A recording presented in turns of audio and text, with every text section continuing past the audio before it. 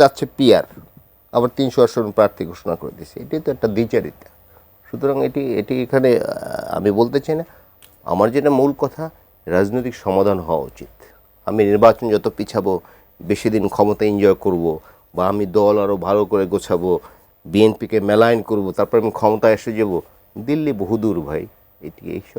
এইসব অবাস্তব চিন্তা করে শুধু শুধু বাংলাদেশের গণতান্ত্রিক, প্রথম বললো কি স্থানীয় সরকার নির্বাচন, নিশ্চয়ই আপনার মনে আছে। স্থানীয় সরকার নির্বাচন কেন করতে হবে?